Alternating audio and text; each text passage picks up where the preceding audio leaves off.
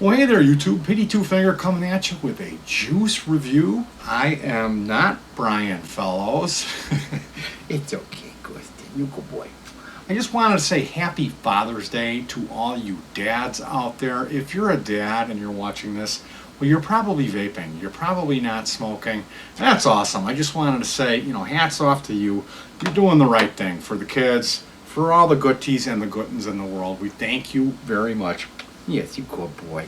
Make it a beef. Make it a beef. This is how we make the beef. I don't know if you can see how we make the beef. Make it a beef. Make it a beef. He doesn't mind donating a little beef from time to time. I'm going to cut you loose, buddy. Bye-bye. He makes all my coils, and he rolls the wicks. Actually, he makes the wicks, too, if you want to. So, today we have a Smokenmist e-liquid, Smokenmist out of Tempe, Arizona, and I had put a link in the description. I was taking a look over there today. They have their e-liquid categorized. They have the fruity flavors, they have the beverage flavors, they have the religious flavors. So I was taking a look over there, and ironically enough, the Smokenmist Raspberry Lemonade was the e-liquid that won me over. It's just a absolutely delicious raspberry lemonade, and I've tried some other raspberry lemonades that I wasn't so hot on.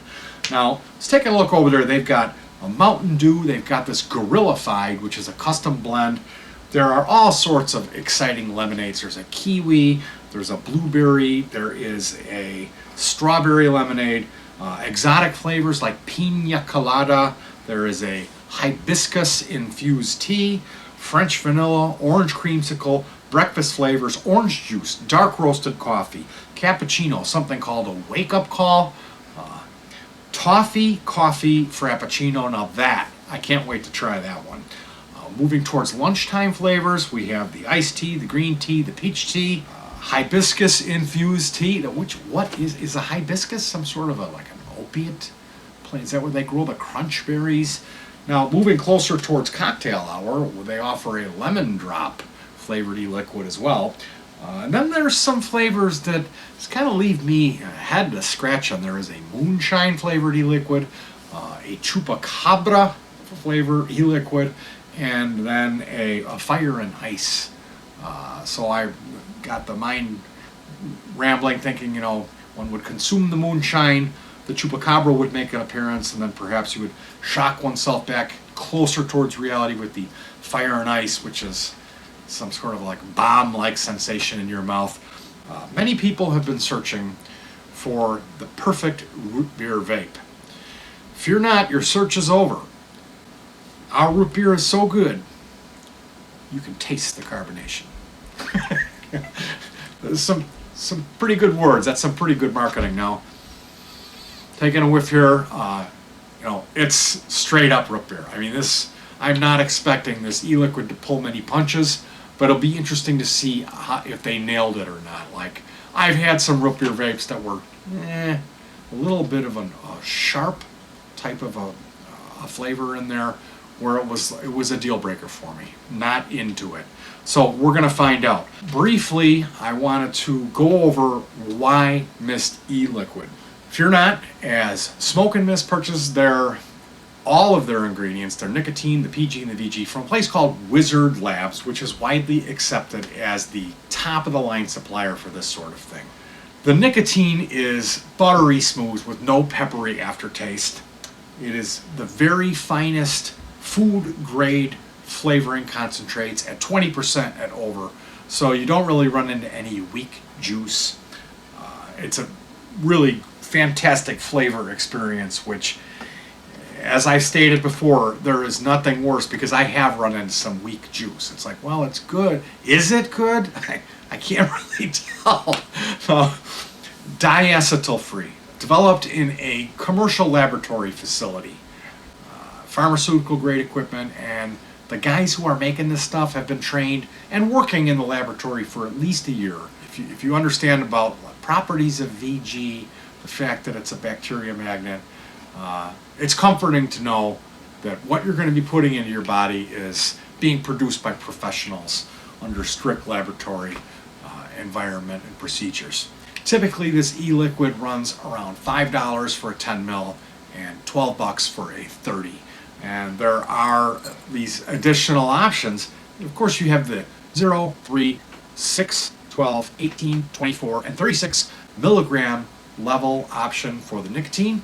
Safety sealed, I would call it a double seal. There is the plastic seal with the cap, and then there's an additional wrapping seal on the unit as well. You can also pay an additional $1 and get an amber or blue glass bottle with a white brushed aluminum dripper. There is a max VG option for our dripping friends, or you can get their standard juice. I believe it's like 70-30 PG VG. Add menthol at 4 different levels. There is cool, cold, freezing, and frostbite. And additionally, you have a add sweetener option. Pretty much they have all of the bases covered, including extra stuff. I had never heard of an option to get, if you prefer the glass bottle with the dripper. That really makes sense. And understandably, it's cool that they don't charge you the extra buck. You get a break if you want the plastic bottle.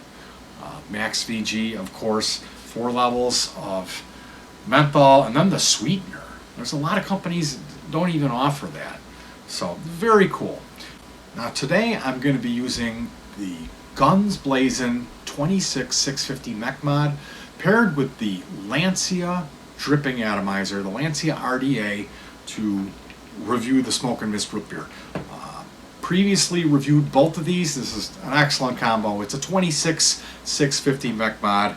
I have the Lancia. If you don't know about the Lancia, it's basically, it is a triple post dripping atomizer that has adjustable. There's 4 air ports, and it comes with 15 of these little plugs that are all different diameter holes for the airflow.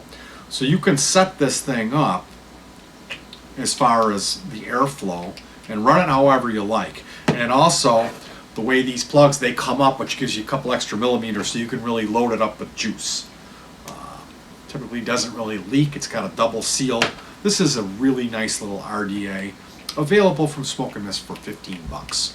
So here we go. We've got the Smokenmist Rootbeer at 3 milligram. This is not the max VG. This is just the 70 PG, 30 VG. Pretty much straight up, just nothing fancy. 3 milligram nicotine. So I already soaked, these are fresh wicks, and I already kind of soaked those wicks down. And now I'm going to add a little additional e-liquid and fill it up, because you have room for some juice, which is really cool. So now, I mentioned I have tried a root beer before in the past that had something funky going on. It was like a sharp. So let's see. I don't smell. I'm smelling just like pure root beer.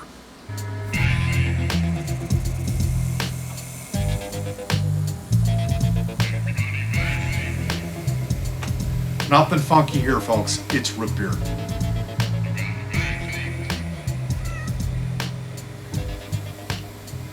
Now, on the website, they state that you could taste the carbonation.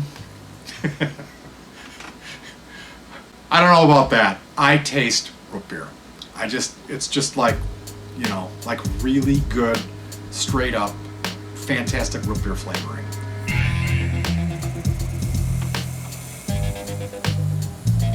I've tried a root beer float vape. That was a little bit funky. I've tried a couple other types of root beer vapes that, one of them was more closer to just a regular root beer. The other one had this like kind of a sharp, unusual taste that I find in some of these more fancy, like premium e-liquid.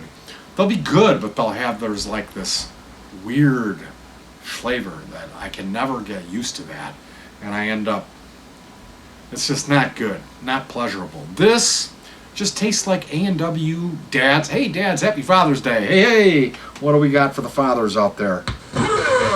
Yeah, maybe. What do we got for the fathers out there? We got...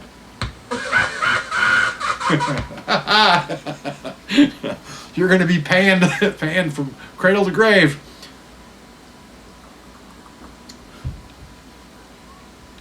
Yeah, that is really good. This is excellent e-juice. I'm going to have to give the Smokenmist Rootbeer a big thumbs up.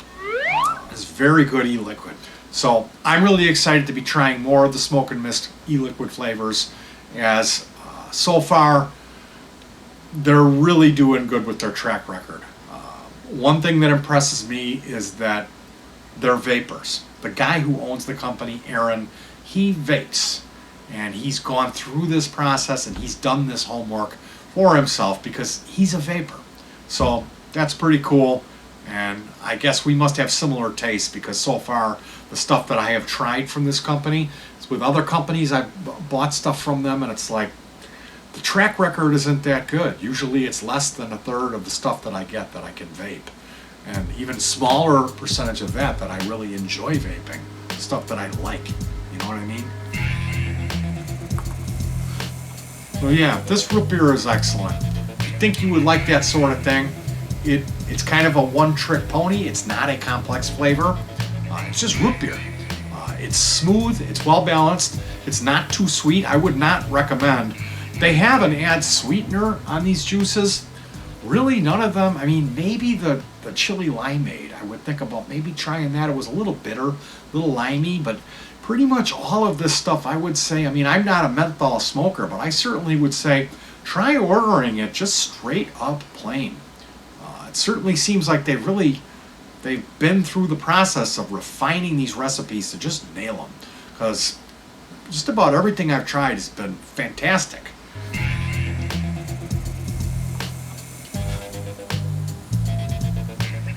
Yeah, that is really good. That is really good.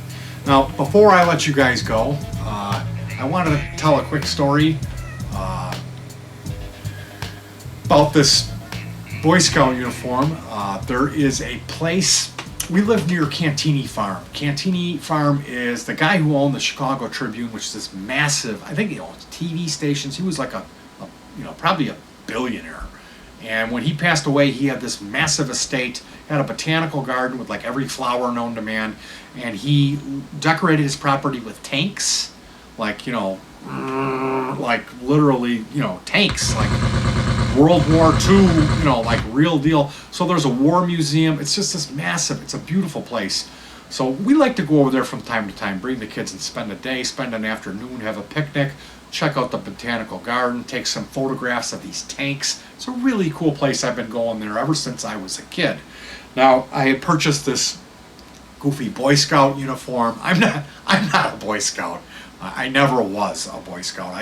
It seemed like a good idea. It was $1.99 at Goodwill, and we dress up sometimes for the band and take pictures with goofy costume stuff on, and take pictures or video of us playing and the dashikis and stuff we've done. So yeah, we go to this Cantini Farm, and I got a $20 bill in my hand, pulling up to the little shack in the parking lot where you pay for admittance. So I come rolling up, roll down the window and hand the 20 out, and the guy, the attendee in the booth says, "Scouts don't pay," and he waves me through. So Scouts don't pay, Scouts honor. So that was really that was kind of not good. And then later, of course, when they discovered me urinating on behind the tank, it was Scouts honor. Call the dogs, call the ducks first, and then of course the dogs. Now this thing is too much fun. So speaking of the best $1.99 I ever spent, it's probably a toss-up between the Goodwill shirt, the cheesy sound effect machine, and the Brian. Hi, I'm Brian Fellows, or do you say Jack Hanna hat? So I'm all ready to go. You guys have a happy Father's Day. Look for some more vape-related content. Hopefully, I'm going to continue doing some more reviews for Smoke and Mist. Thank you guys so much for sticking with me and putting up with me. I can promise you I'm going to be doing some more videos. It's going to get better. It's going to get fun. You guys, thank you so much. Special hats off and thank you to the folks at Smokenmist. All the best to you and your business. All the best to you and yours. Happy Father's Day, you guys. And as always, peace.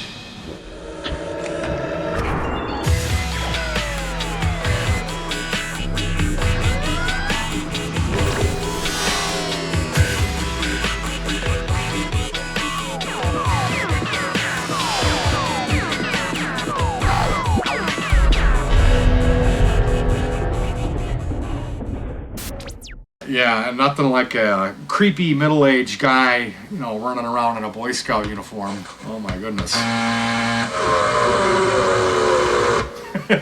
Besides Happy Father's Day and the other elephant in the room being me, I wanted to address the main elephant in the room today, being my outfit. Now, I did have a comment.